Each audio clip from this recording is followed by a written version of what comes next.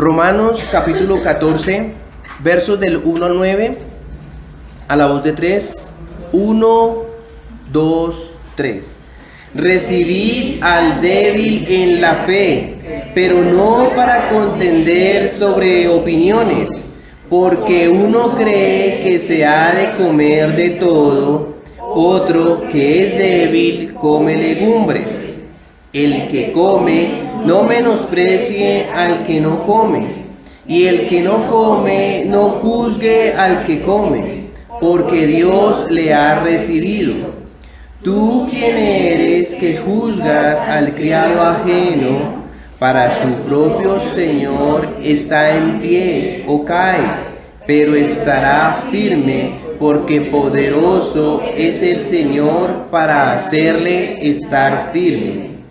Uno hace diferencia entre día y día, otro juzga iguales todos los días. Cada uno esté plenamente convencido en su propia mente. El que hace caso del día lo hace para el Señor, y el que no hace caso del día para el Señor no lo hace. El que come para el Señor come, pero da gracias a Dios. Y el que no come para el Señor no come y da gracias a Dios. Porque ninguno de nosotros vive para sí y ninguno muere para sí. Pues si vivimos, para el Señor vivimos, y si morimos, para el Señor morimos. Así pues, sea que vivamos o que muramos, del Señor somos.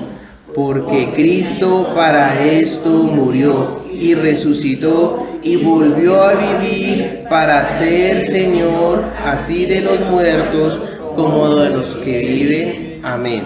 Pueden tomar asiento. Muy bien. Entonces, para considerar, reflexionemos en esta ilustración para poder tener en cuenta como base de lo que pues Pablo quiere dar a entender en estos versículos. Y parte del desarrollo natural del ser humano es nace, crece, se reproduce y muere, ¿cierto? Ese es el ciclo universal, el ciclo natural. Y hay un proceso de estos elementos, pues en el cual quiero hacer énfasis en este ciclo normal, es en el crecer. Ya sea en cuanto a desarrollo físico, como el cuerpo, los diferentes órganos que tenemos en el ser humano, y también a nivel psíquico. En su parte psicomotriz, pues hay un avance que va directamente proporcional. Solo pensemos por un momento que en el crecimiento de un niño crezca más el brazo derecho que el izquierdo, o crezca más el pulmón derecho que el izquierdo. ¿Sí? Siendo niño y que le crezca exponencialmente rápido como al de ya en la edad adulta, pues claramente se va a ver muy afectado el desarrollo de este niño a nivel físico y otros problemas pues que se le van a desencadenar respecto a esto. O también algo pronto más trágico, que llegue a la edad adulta y el corazón de esta persona adulta tenga el tamaño, su corazón, de un bebé de 1 año. Pues será imposible la vida, pues a raíz que el corazón no va a poder soportar o mantener con un corazón de un bebé el cuerpo de un adulto. Entonces, es decir, un bebé no queda bebé y un niño tampoco queda niño, sino que sigue ascendiendo en tal crecimiento físico. Por eso es un desarrollo físico directamente proporcional también a nivel psicológico en cuanto se va creciendo el ser humano y se va desarrollando en esas condiciones sujetas pues en el desarrollo normal del ser humano. Y entendiendo esta realidad natural es también de esa particularidad física que es directamente proporcional del ser humano. También hay una realidad natural que debe observarse en el desarrollo o crecimiento espiritual del creyente. Dice Pablo en Efesios 4, verso 14, respecto al crecimiento del creyente en el conocimiento y voluntad de Dios, en forma de exhortación allí, y que trae un gran beneficio para el creyente también en ese crecimiento que debe ser directamente proporcional de su vida espiritual, de ya no ser niño, sino cada vez avanzar a madurar en la fe para llegar a ser un hombre o una mujer madura en la fe. Pues él dice esto allí en Efesios 4:14, para que ya no seamos niños fluctuantes llevados por doquiera de todo viento de doctrina, por estratagema de hombres que para engañar emplean con astucia las artimañas del error. Entonces trae un gran beneficio ese crecimiento en el cual normalmente pues el creyente también debe crecer, debe ser directamente proporcional su vida de fe a través del camino que el Señor le permite caminar y crecer, para que de esta forma no llegue a fluctuar. Es por eso que seguimos, hermanos, en este aprendizaje, en donde debemos aprender que ahora, como hijos de Dios, que confesamos a Cristo como Señor y Salvador, y que ahora en esta nueva posición de gracia que Él nos ha permitido vivir, pues debe haber un desempeño particular que el creyente debe hacer y comenzar a madurar o a crecer en los diferentes frentes o consecuencias en las cuales pues se ve enfrentado día a día. Y hemos visto cada uno de esos frentes, esas conductas en el cual el carácter del creyente o la vida del cristiano debe comenzar a abordar esos frentes cada vez con más madurez. Mucho mejor, cada vez conforme pues a la voluntad de Dios. Las diferentes circunstancias que rodean al cristiano, el creyente debe tratarlas ahora como cristianamente, no como el viejo hombre, sino que ahora lo que es por Cristo, pues cómo debemos presentarnos todos los días delante de Dios. Romanos capítulo 12, versículo 1, en sacrificio vivo, santo y agradable a Dios, con todo su ser, con toda su mente, pensamiento, habla y actitud cada vez deben comenzar a mejorar en la vida de fe que el Señor le está permitiendo ahora caminar. Esa es la nueva posición por gracia que Dios le ha dado al cristiano. Y por eso Pablo es importante que antes de culminar esta carta a los romanos, dé estas indicaciones de cómo el cristiano debe presentarse delante de Dios en los diferentes frentes, pues que uno o el creyente se ve enfrentado diariamente. Hay diferentes circunstancias que se presentan, unas más seguidas que otras. Pues de esa forma el creyente debe presentarse. Siempre debe tener ese pensamiento claro en su mente, que cada vez que se despierta debe presentarse de forma cristiana y cada vez mucho mejor, más maduro delante de a quien le sirve. Y bajo este adicional frente de práctica y de adoración en fe delante de Dios que hoy vamos a abordar, esta predicación la vamos a tomar en 2 puntos, siendo el título de este sermón: ahora, en este otro nuevo frente, la conducta del creyente débil y fuerte delante de Dios. Comenzando con el primer punto, los versos que vamos a tratar en el primer punto, de los versículos 1 al 6, vamos a ver aquí algo claro. Hay una exhortación al conflicto que se presentaba ante el creyente débil y el creyente fuerte. Y terminaremos con nuestro segundo punto, donde las diferencias se solucionan de una única forma. Solo hay una sola manera en la cual se pueden solucionar estos conflictos, estas diferencias, estas circunstancias en las cuales el creyente se va a ver enfrentado con otros hermanos cristianos. Y es de los versos 7 al 9, el conflicto resuelto porque del Señor somos. Entonces, así que hermanos, preparémonos para lo que Dios nos va a enseñar hoy y tiene para nosotros. Y que esto nos va a ayudar mucho en relación a esa unidad, a esa comunión que el creyente debe tener con sus hermanos, en su iglesia local y también con otros que le rodean, el cuerpo de Cristo, porque estamos creciendo como cristianos. Entonces, oremos y entreguemos este tiempo en las manos del Señor. Señor, gracias por permitirnos estar hoy delante de ti en tu día y poder ser tu palabra predicada. Y en estos frentes que nos has venido enseñando de cómo debemos presentarnos delante de ti, Señor. Este es otro, Señor, al cual debemos tener atención y tratarlo debidamente para la gloria tuya, Señor. De una forma en que te agrademos en nuestro servicio como cristianos, Señor, aquí en la tierra. Damos gracias por este mensaje. Guíanos, Espíritu Santo, y que sea de gran provecho para nuestras almas, según sea propicio la necesidad que veas en nosotros, Señor, de exhortación, de ánimo, de corrección y de esperanza. En tu nombre, Señor Jesucristo, hemos orado. Amén. Entonces iniciemos con nuestro primer punto.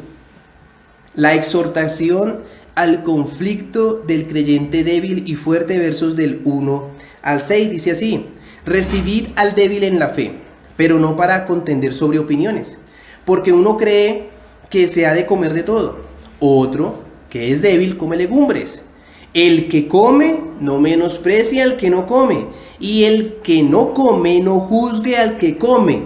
Esta es la palabra aquí que podemos subrayar en sus Biblias, porque Dios le ha recibido. Sigue diciendo: ¿Tú quién eres que juzgas al criado ajeno? Para su propio Señor está en pie o cae, pero estará firme, porque poderoso es el Señor para hacerle estar firme. Uno hace diferencia entre día y día, otro juzga iguales todos los días.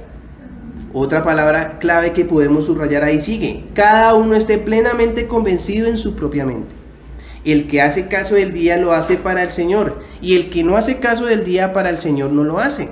El que come, ahí está, podemos subrayar esa palabra que sigue ahí: para el Señor come, porque da gracias a Dios. Y el que no come, también ahí la podemos subrayar: para el Señor no come y da gracias.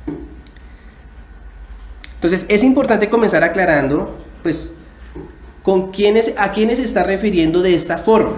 A quienes Pablo les está calificando aquí como débiles y fuertes, como creyentes.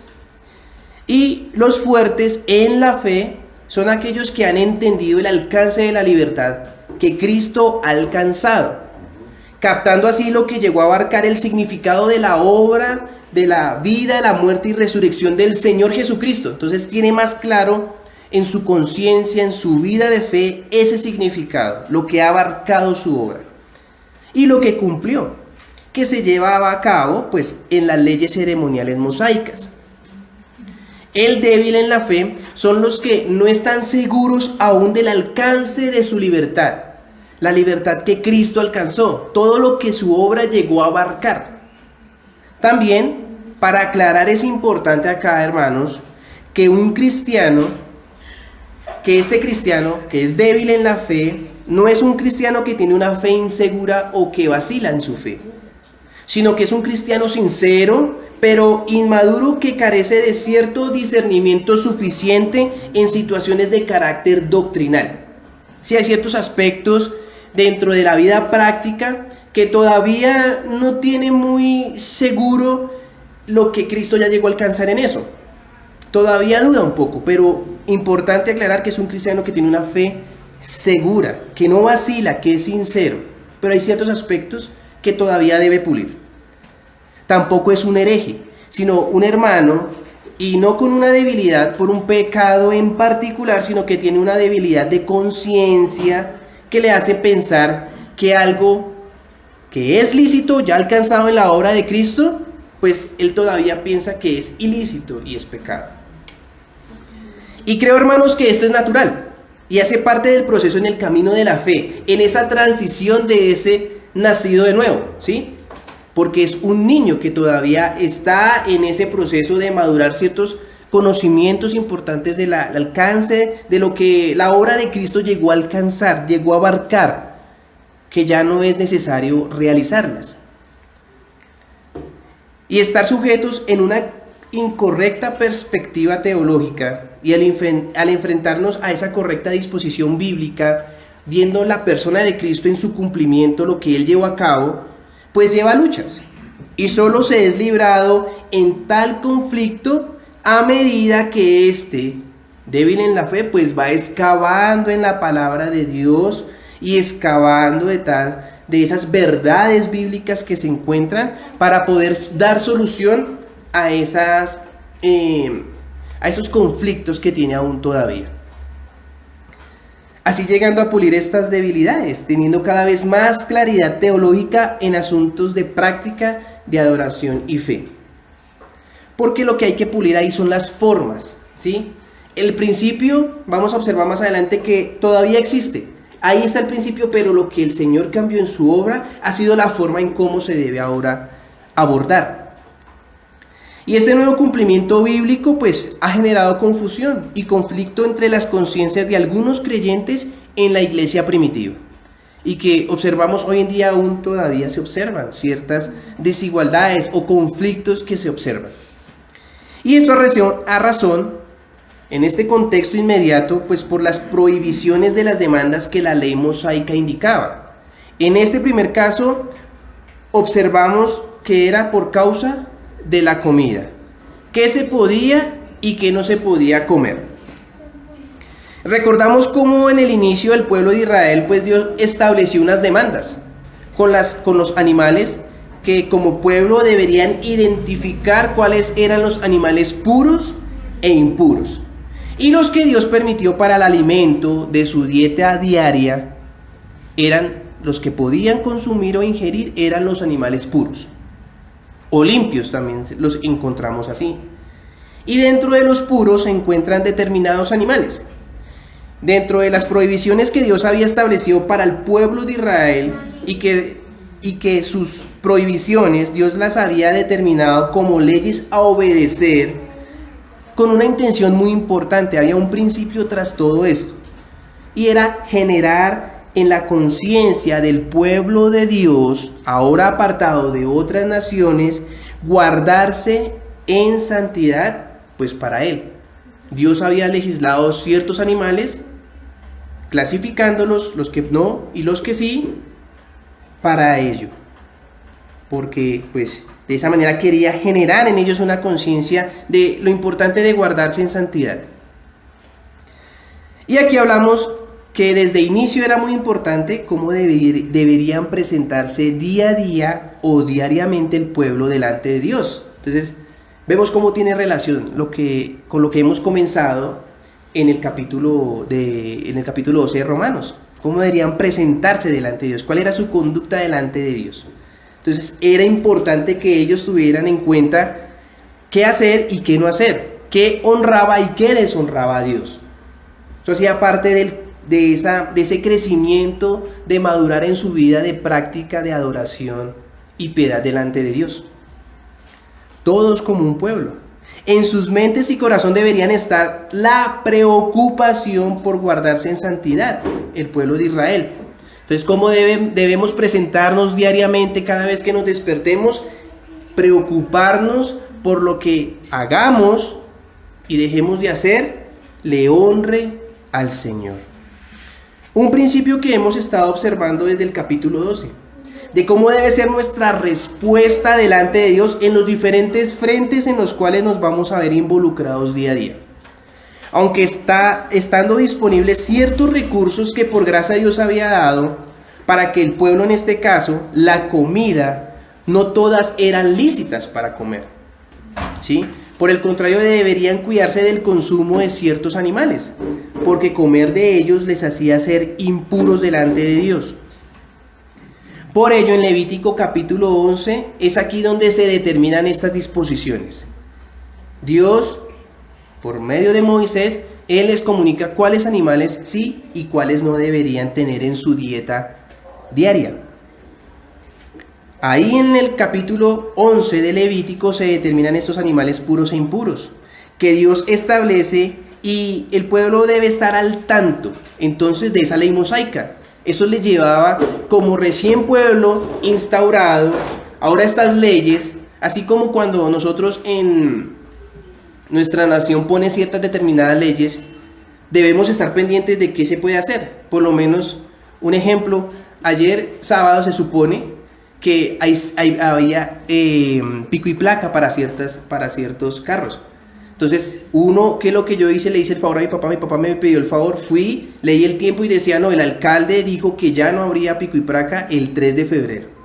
Entonces uno está sometido a eso y uno mira a ver cómo actúo según las determinaciones que están dadas en mi nación. Así era lo que Dios quería con su pueblo, que estuvieran preocupados y se cuidaran de no llegar a desobedecer su palabra.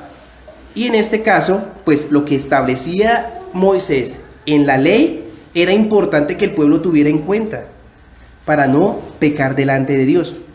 Y esas disposiciones que se encuentran allí en Levítico 11 son muchas, pero quisiera leer lo que comienza al principio. En Levítico 11 dice: allí habló Jehová a Moisés y a Aarón, diciéndoles: hablad a los hijos de Israel y decidles: estos son los animales que comeréis de entre todos los animales que hay sobre la tierra. De entre los animales, todo el que tiene pezuña hendida y que rumía, este podréis comer. Entonces, había ciertas indicaciones importantes que el pueblo debería tener muy en cuenta en relación a la ingesta de comida. Este reglamento para la dieta puede reflejar tanto interés de salud como un interés religioso. Los animales, los peces, las aves, los insectos y las criaturas estaban divididos en categorías de limpios e inmundos, indicando si es o no aceptable que los israelitas las ingirieran.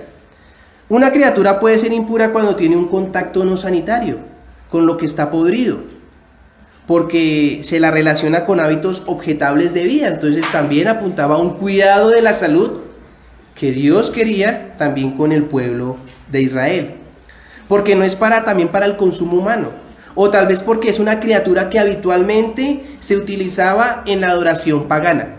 Entonces esto también demostraría, aparte que generaría una preocupación al pueblo de Israel, también ayudaría a ser diferentes y peculiares de otras naciones, porque utilizaban mucho de esos animales para sus ceremonias idolátricas paganas.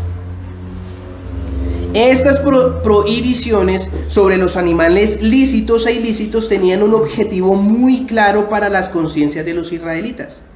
Eran ser cuidadosos de guardarse santos a Dios y ser constantes en la exactitud de la obediencia requerida a la voluntad de Dios.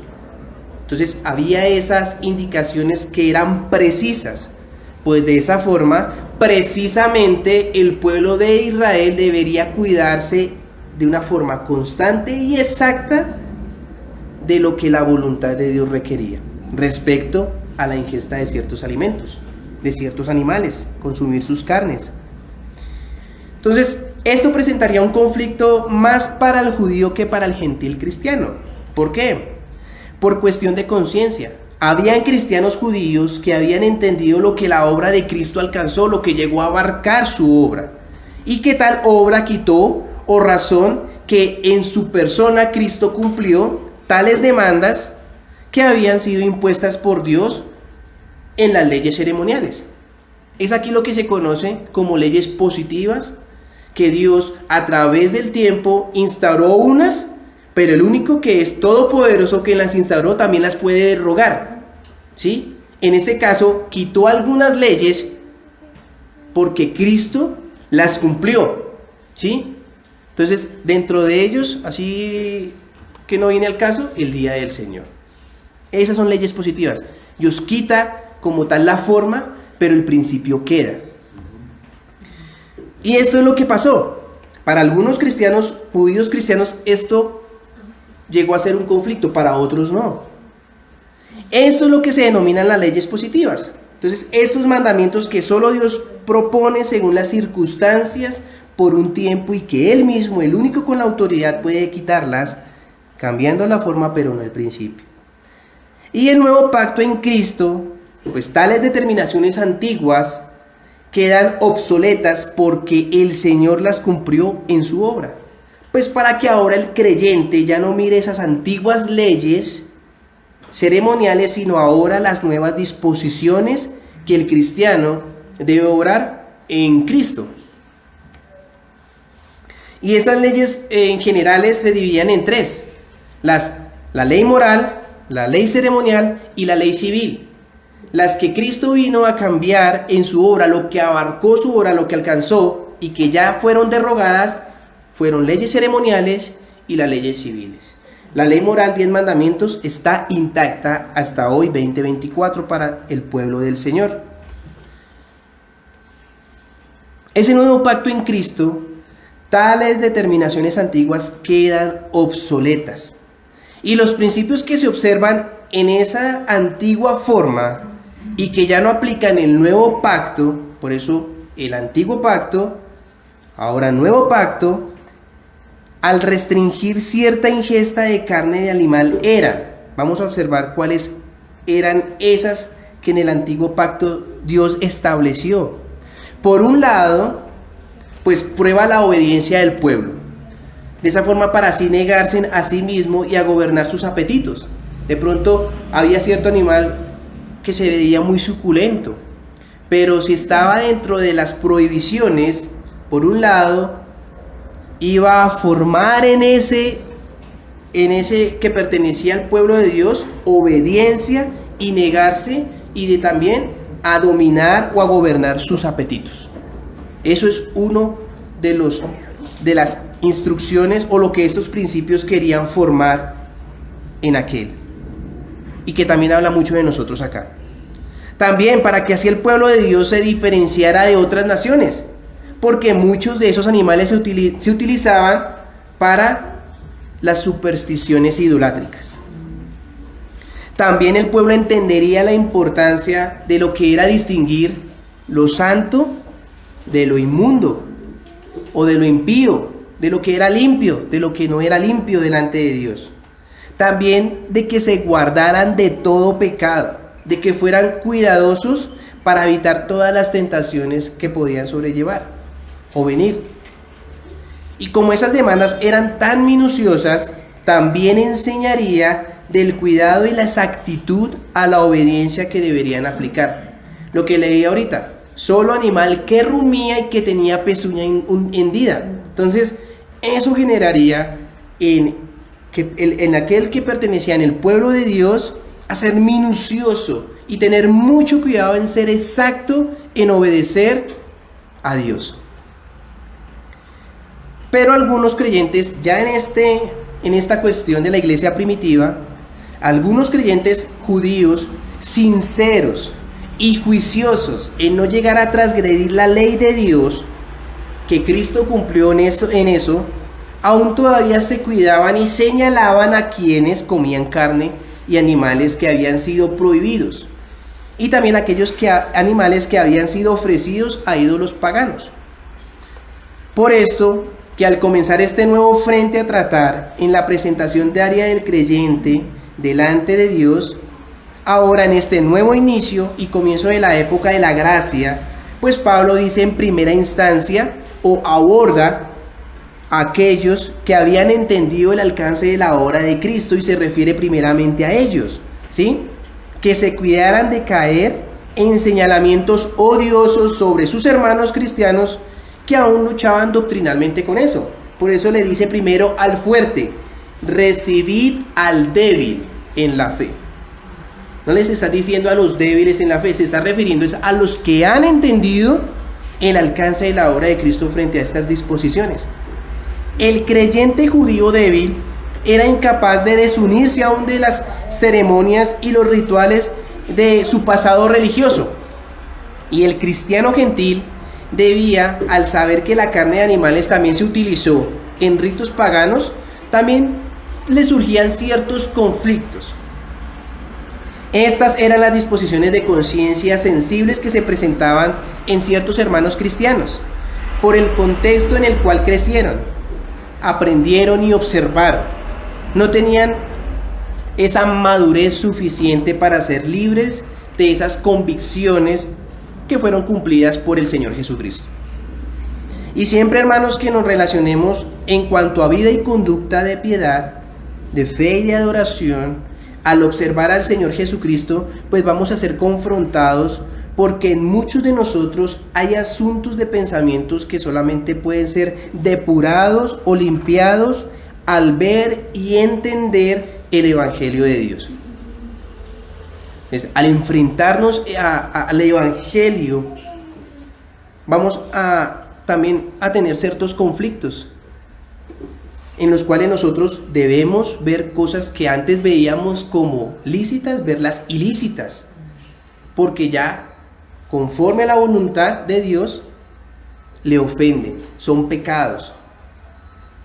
Entonces, ¿qué debe hacer el cristiano maduro? Comienza ahí, recibid al débil en la fe. Ese recibid es lo mismo que hemos estado hablando también en la intención de orden y mandato que debe tener el creyente. También está en lo que, o es la misma disposición en lo que se hablaba en la autoridad, en sujetarse. Tiene eso mismo, es algo voluntario, es una orden en la cual debo yo responsabilizarme, pero voluntariamente hacerlo, por ver la importancia de tal orden que está dando Dios. Y es lo mismo, recibir al débil en la fe. La actitud del creyente maduro, su deber personal y voluntario con el hermano débil es aceptarlo en esta transición que se encuentra. Ser empático, entender en el pensamiento que todavía no ha tenido cierta madurez, pues debe recibirlo. Y la aceptación no debe incurrir para contender con él sobre esas opiniones o las convicciones por las cuales debe trabajar el débil, ¿sí? De acusarlo, decir, venga, lo recibo, venga acá, pero para caerle encima. Que hemos tenido ese tipo también de tratos en nuestra vida de fe, aquí en la iglesia. Pues el Señor demanda tener cuidado en incurrir de aceptarlo, pero para señalarlo de esa forma tan incorrecta. El recibir personal y voluntario del creyente fuerte al débil es para acogerlo y no para señalarlo con dureza. Y es así que Pablo comienza a describir el conflicto que se presenta con este tema. Versículo 2. Uno tiene fe en que puede comer de todo, pero el que es débil solo come legumbres. Les leí de la versión de la Biblia de las Américas. La convicción de seguridad que está en el fuerte es que ahora puede comer de todo, ¿cierto? Ya entendió el alcance de la obra de Cristo en relación a esas antiguas demandas que Dios había establecido, pero lo entendió y pues ahora puede comerla sin ningún problema. Lo que era ilícito, ahora en el entendimiento del alcance de la obra del Señor lo puede ingerir, porque ya no está prohibido o no peca por hacerlo. Su libertad cristiana dentro de lo que implica este asunto le hace libre de ahora poder ingerir lo que ahora Dios ya no determina para el creyente como prohibido por creer en su Hijo amado. Y hay que tener cuidado con esa libertad cristiana, porque también se observa en la palabra una exhortación frente a esa libertad, que ya la vamos a leer. Dice en Gálatas 5:13, porque vosotros, hermanos, Pablo también le dice allá a la iglesia de Gálatas, tener cuidado con esa libertad, ¿cómo la están manejando? Dice, porque vosotros, hermanos, a libertad fuisteis llamados, solamente que no uséis esa libertad como ocasión para la carne, sino servidos por amor los unos a los otros. Entonces, esa libertad, tengamos cuidado en definir mal y practicar mal esa palabra libertad. No, esa libertad está condicionada en la voluntad de Dios, ¿sí? Porque si esa libertad la tomamos bajo nuestras consideraciones, no, pues vamos a hacer cosas que van en contra de la voluntad de Dios. Entonces, esa libertad está sometida a la palabra de Dios, al observar a la persona del Señor Jesucristo, al observar ese fundamento en los cuales los apóstoles describieron y señalaron. Y nos hace un eco en la referencia de lo que Pedro le sucedió.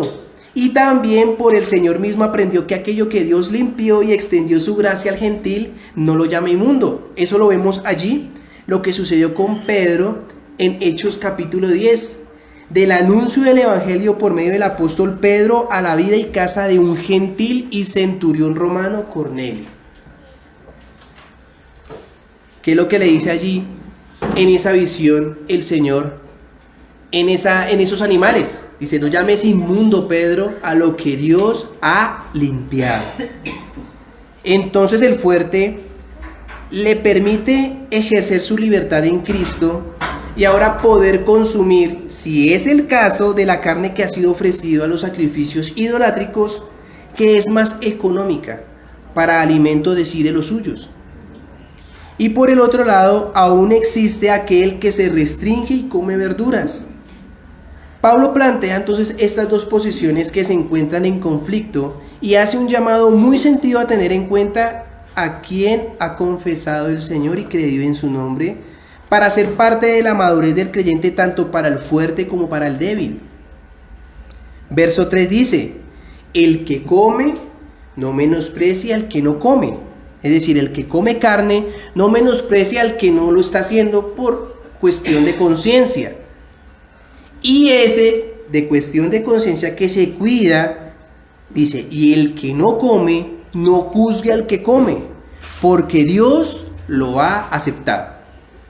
Por un lado, entonces, el fuerte, la indicación dada por Dios de forma personal y voluntaria que debe tener consciente este creyente fuerte, que acompaña al recibir, es no menospreciarlo. Si el débil, aun por falta de aclarar la amplitud del conocimiento de hasta dónde ha alcanzado la doctrina de la justificación obrada por Cristo, cuidado de ser contenciosos y de tratar con desdén y falta de valor al creyente débil. Y como estamos en resolver dos posiciones, pues ahora por el otro lado también Pablo indica un cuidado que debe tener el débil en relación o en dirección al fuerte.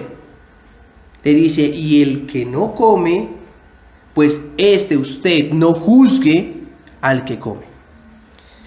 Entonces, este señalamiento por parte de Pablo en la actitud que debe tener el creyente delante de Dios hacia su prójimo es doble. Tanto para uno es no despreciar y para el otro es no condenar.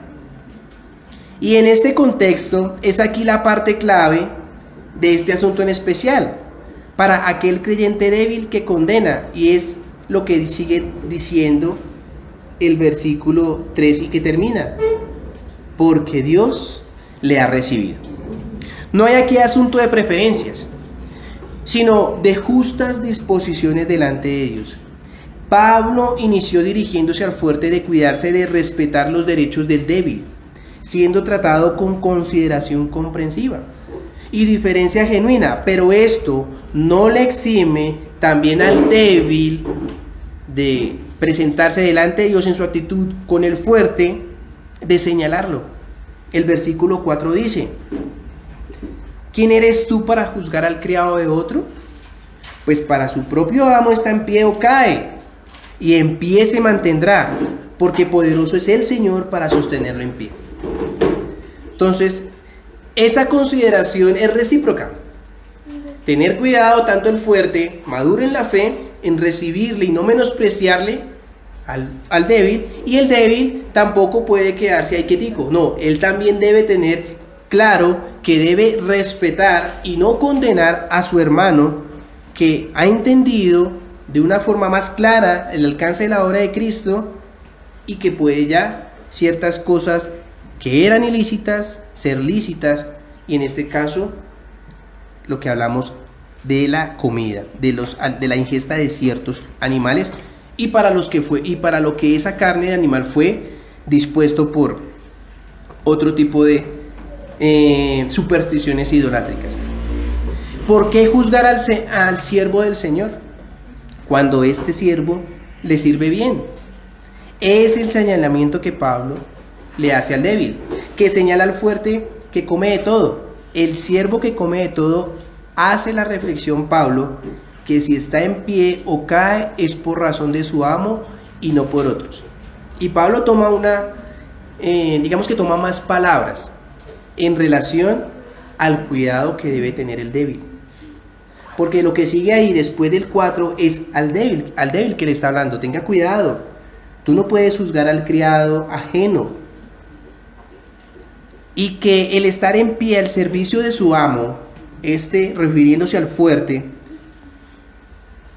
del creyente fuerte, Dios mismo así lo mantendrá en pie, porque a razón de su servicio fiel a su amo y en ese entendimiento, en lo que ha podido comprender, el creyente fuerte en la fe por la obra de Cristo, pues es porque el Señor, con su poder y su obra misericordiosa, le está sosteniendo en pie. Es decir, no puede sacar juicios apresurados y condenatorios acusando al creyente que ha creído en el Señor y en el alcance de su obra, lo que ha logrado conquistar, y ya no es regla para la vida de fe y adoración. Entonces, es aquí el cuidado que debe tener el creyente débil. Cuidado con esos juicios apresurados y condenatorios a su hermano fuerte en la fe, que se restringe, que ya actúa de forma más libre en este aspecto. No podemos posicionarnos en el lugar que solo a Cristo le compete, en dar juicios positivos o negativos. Por eso la exhortación también fuerte al débil. ¿Tú quién eres, débil, que juzgas al criado ajeno? Porque estás tomando la posición de tu Señor. Cuidado, porque quien le mantiene en pie a ese criado es su Señor. Entonces tenga cuidado, débil en la fe, con señalar, con tomarte posiciones que no te competen. Posiciones de Señor. Solo el Señor Jesucristo es quien determina por su palabra el habilitar o censurar la práctica de fe. Lo que importa en verdad es cómo Cristo evalúa a cada creyente, y su juicio no tiene en cuenta la tradición religiosa ni las preferencias personales. Ahora, después de esta reflexión sobre el tema de opinión respecto a la comida, pues Pablo también ahora aborda otro tema importante sobre los ciertos días de importancia ceremoniales que también se vivían en el antiguo pacto. Y pues al resolver este asunto sobre la comida, sobre las carnes, ahora hay otro también que resolver. Dice el versículo 5 en Romanos capítulo 14. Uno considera que un día es mejor que otro. Otro considera que todos los días son buenos. La diferencia entre un día y otro, también en el caso de observar el día de reposo en el día sábado y otros días especiales asociados al judaísmo, ya no eran requeridos por Dios. Pero el creyente débil, aferrado a esas tradiciones religiosas y preferencias personales, se sentía en la obligación de guardarlos todavía. ¿Por qué? Por el tiempo de transición en el cual se encontraba. Entonces, esto fue un baldado de agua frío para muchos en la iglesia primitiva. También en este caso estaban los gentiles débiles que luchaban con las festividades asociadas a su antiguo paganismo, debido a la inmoralidad e idolatría que les caracterizaba. Y por el otro, el creyente maduro vivía sin ser afectado por esas cuestiones de días especiales. Aún así consideraba que todos los días son buenos, pero en una particularidad especial de adoración y fe claramente, ya tenían su mente puesta en el alcance de la obra de Cristo frente a esos días. Por eso, ya no le veían importancia, no lo celebraban. Todos los días para ellos eran normales, para otros aún así todavía. Entonces, en esos casos que de una manera tan compleja pues se vivía en la iglesia primitiva, y que es un principio el cual el Señor nos demanda, es que como cristianos debemos seguir los dictados de nuestra conciencia en asuntos que no sean objetos de prohibiciones y mandatos directos que están en las Escrituras. Entonces, está regulado. Tampoco podemos nosotros ir y deshacer, ¿sí? No. Hay que tener cuidado también con esa libertad cristiana, porque hay prohibiciones y mandatos directos en las Escrituras que nos están regulando. Y hay que, en esa forma y en ese camino que vamos hacia la palabra, tener cuidado porque podemos estar avalando cosas que Dios está prohibiendo. Nuestra conciencia, hermanos, es un mecanismo dado por Dios para darnos advertencias, de tal manera que corresponde al parámetro supremo de la ley moral divina en la mente. No es exacto que el creyente habitúe a ignorarla, sino tener cuidado, resolverla a través de la palabra de Dios cuando hay esas ciertas confusiones referente a la vida de práctica de adoración y de fe, si es piedad o no, si está bien o no. Pues la palabra misma es la que me señala ahora el norte frente a lo que Cristo hizo en su obra. Y recordemos, muchas de esas prohibiciones, su forma cambió, pero sigue el principio. ¿Cuál es ese principio al cual yo debo comenzar a mirar en relación a esa posición que tengo? Dice Romanos 14:6, el que considera que un día es especial, pues lo hace para honrar al Señor. Y el que come lo hace para honrar al Señor, puesto que da gracias a Dios. Y el que se abstiene también lo hace para honrar al Señor y también da gracias a Dios. Entonces, el motivo tanto del débil como el motivo del fuerte es el mismo. ¿Qué cuál es? Para honrar al Señor. Lo hacen para honrar al Señor. Es un llamado a que tengamos cuidado, hermanos, a que no caigamos en juicios deliberados. Hay asuntos que nosotros observamos que sí son precisos y claros, que mi hermano está cometiendo, que piensa que está bien, pero por la palabra esa prohibición y mandato está regulado. Entonces, mi hermano, tenga cuidado porque eso no hace parte de la libertad cristiana. Entonces, eso también hay que aprender a diferenciar. Es un llamado a que tengamos cuidado, hermanos, con esos juicios deliberados y señalamientos constantes a nuestros hermanos. Hay asuntos claros respecto a la vida de adoración y fe, respecto a aspectos teológicos fundamentales para creer, pero cuando se trata de asuntos, de formas, hay que cuidarnos siempre y cuando no sean doctrinas principales. Si son doctrinas principales, fundamentales, que se están atacando y se toma este pasaje bíblico como, pero mire que el Señor me da libertad de eso, no. Si son doctrinas fundamentales, primarias, tengamos cuidado, porque podemos estar siendo legalistas. Tanto el débil o el fuerte que adoran al Señor y se cuidan de lo externo con un corazón sincero y esforzado en agradarle, lo están haciendo para honrar al Señor. Y ahora, al poder observar pues este conflicto que ocurre dentro de la iglesia de Cristo, en la iglesia primitiva, y cómo el creyente debe estar presentándose delante de Dios en medio de estos acontecimientos, pues pasemos entonces a nuestro siguiente tema, de los versos 7 al 9. Entonces ya vimos el conflicto del débil y el fuerte, cuál es la actitud y qué debe corresponder cada uno con su hermano, según la circunstancia. Y ahora, para resolver este conflicto, pues, versículos 7 al 9 dice, el título de este último tema es, el conflicto resuelto porque del Señor somos.